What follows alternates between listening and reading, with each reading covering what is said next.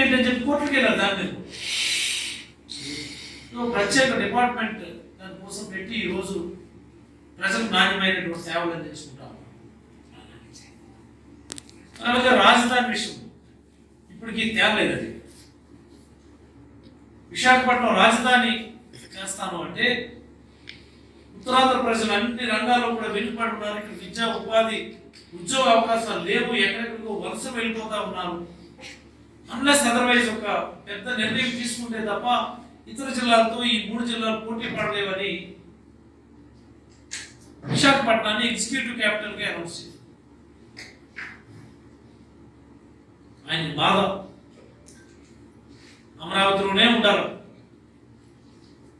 వాళ్ళ కులం వాళ్ళే బాగుపడాలి, వాళ్ళ కులం వాళ్ళకే మంచి జరగాలి. అమరావతిలో తప్ప ఇంకొక దగ్గర ఎవరు అడుగు పెట్టడానికి వీల్లేదు. ఎవరైనా పెట్టుబడులు పెడితే అమరావతిలోనే పెట్టాలట, వాళ్ళ కులం వాళ్ళ భూముల్లోనే పెట్టాలి. ఇంత దౌర్భాగ్యమైనటువంటి నాయకుడు ప్రపంచ చరిత్రలో ఉంటాడా? ఏంటి ఆ పద్ధతి? ప్రజలందరూ ఇది గమనించాలి. తిరుగుబాటు చేయాలి, మనమంతా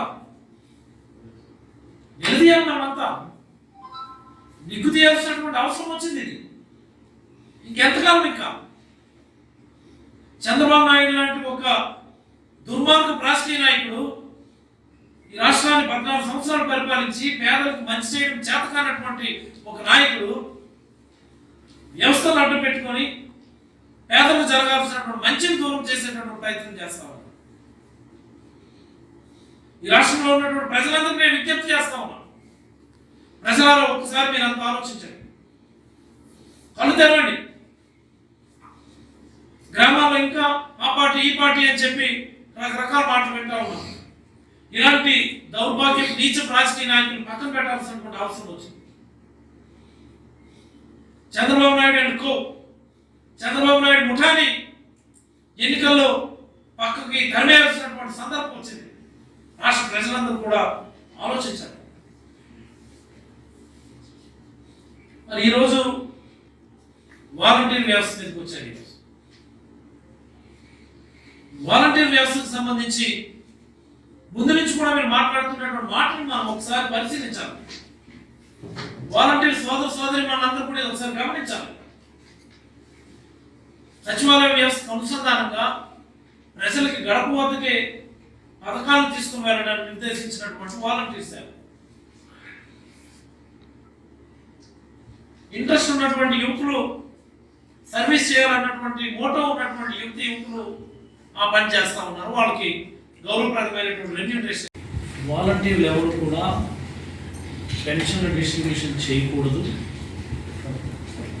వాలంటీర్లు అందరూ కూడా వాళ్ళ మొబైల్స్ని సచివాలయాల్లో డిపాజిట్ చేసి వాళ్ళెవరు కూడా సేవలు అందించకూడదు అన్నటువంటిది దాని కారణం. దీన్ని కంప్లైంట్ ఇచ్చింది ఎవరు?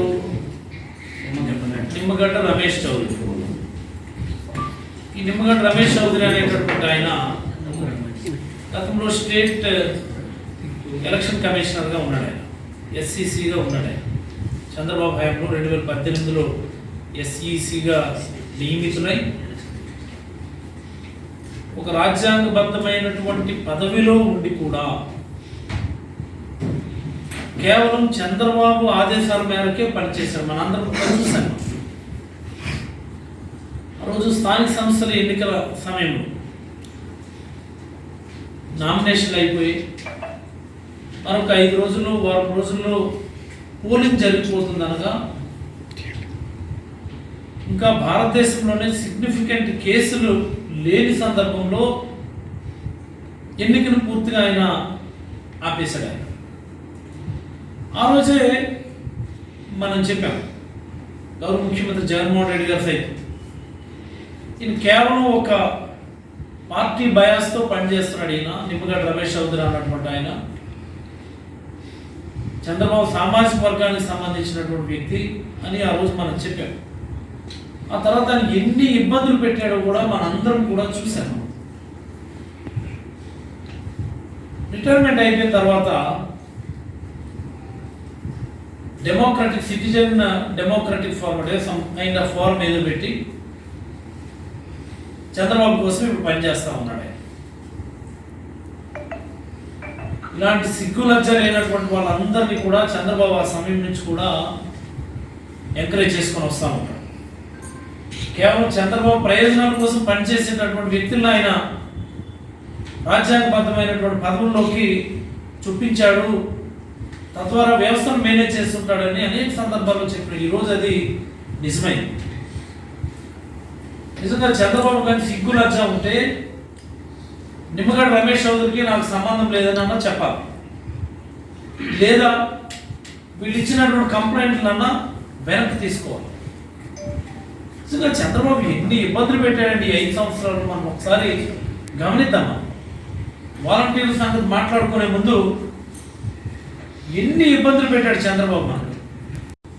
ముందు నుంచి కూడా కొనసాగుతున్నటువంటి రిజర్వేషన్ ఉండకూడదు, బీసీలు ఎవరు కూడా ప్రజాప్రతినిధులుగా మారకూడదని కోర్టుకు వెళ్ళాడు. ఎవరు బిర్రు ప్రతాప్ అని తెలుగుదేశం పార్టీ నాయకుడు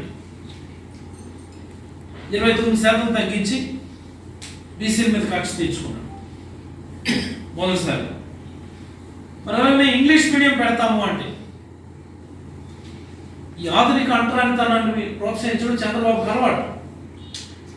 పేదలు ఎవరికి కూడా నాణ్యమైన విద్య ఉండకూడదు, పేదలు ఎవరికి కూడా నాణ్యమైనటువంటి వైద్యం అందకూడదు, పేదలందరూ ఇంకా ప్రభుత్వం దగ్గర మోకాలు వేసుకొని ఆ జన్మభూమి కమిటీల దగ్గర ఇంకా మోకాలు వేసుకొని నిలబడాలని, పేదలు ఎప్పుడు కూడా దిగువలోనే ఉండాలని ఆలోచిస్తూ ఉంటాడు చంద్రబాబు. ఏమండి, పేదలు ఇంగ్లీష్ మీడియం చదవకూడదా? ఇంగ్లీష్ మీడియం పెడితే కోర్టుకి వెళ్ళి ఆపించేటటువంటి ప్రయత్నం చేశాడు. ఆపగలిగాడా? వాళ్ళ కొడుకులు వాళ్ళ మనవలు మాత్రం ఇంగ్లీష్ మీడియంలోను చైనా మీడియంలోను చదువుతారు, మనం చదవకూడదు. మనం ఇక్కడ అలాగా మనలాగా ఉండిపోవాలి చంద్రబాబు. అలాగే ఇంకొక సందర్భం, హౌస్ సైట్స్. చంద్రబాబు 14 సంవత్సరాలు ముఖ్యమంత్రిగా చేసిన సమయంలో ఒక్కడికంటే ఒక్క సెంటు భూమి ఇంటి పట్టా మాదిరి ఇవ్వలేకపోయాడు. మనం ఇల్లు పట్టాలు ఇస్తామంటే దాని మీద కోర్టుకి వెళ్ళి ఆపించే ప్రయత్నం చేశాం. ఎంత అన్యాయం అండి అది. పేదలకి ఇళ్ళ పట్టాలు ఇస్తాము అంటే గవర్నమెంట్ భూములు లేదా ప్రైవేట్ భూములు ఎక్వైర్ చేసి కన్వేయన్స్ డీడ్స్ ఇస్తాము అంటే దాని మీద కూడా కోర్టుకి వెళ్ళి అలా ఆపించి ఆపించి ఆపించి చివరికి మనం దాని నుంచి కూడా గట్టెక్కగలిగాం. 33.5 లక్షల మందికి ఈరోజు ఇళ్ళ పట్టాలు ఇళ్ళు ఇచ్చుకోగలిగినటువంటి ఘనత జగన్మోహన్ రెడ్డి. మరి ఇంకొక సందర్భం, సచివాలయం. ఈరోజు సచివాలయం అన్నటువంటిది పరిపాలనకి కేంద్ర బిందువుగా మారి గ్రామ వార్డు సచివాలయం అనేది దేశం మొత్తం ఆంధ్రప్రదేశ్ రాష్ట్రం వైపు చూస్తూ ఈ విధానాలను వారు కూడా అవలంబించుకోవాలి, తద్వారా ప్రజలకు నాణ్యమైనటువంటి ప్రభుత్వ సేవలు అందించాలన్నటువంటి ఒక దిశానిర్దేశం చేసిన ఈరోజు గ్రామ స్వరాజ్యం అంటే ఏంటో, గాంధీ మహాత్ముడు కలలుగా అన్నటువంటి గ్రామ స్వరాజ్యం ఏంటో ఈరోజు ఆంధ్రప్రదేశ్ ప్రత్యక్షంగా చూస్తుంది. దాని మీద కూడా ఆయన కక్ష. సచివాలయాలు ఏంటి, వాటికి ఉన్నటువంటి కాన్స్టిట్యూషనల్ రోజులు ఏంటి అని ప్రశ్నించి దాని మీద కూడా కోర్టుకి వెళ్ళాడు. సచివాలయాలు రద్దు చేస్తామన్నాడు చంద్రబాబు.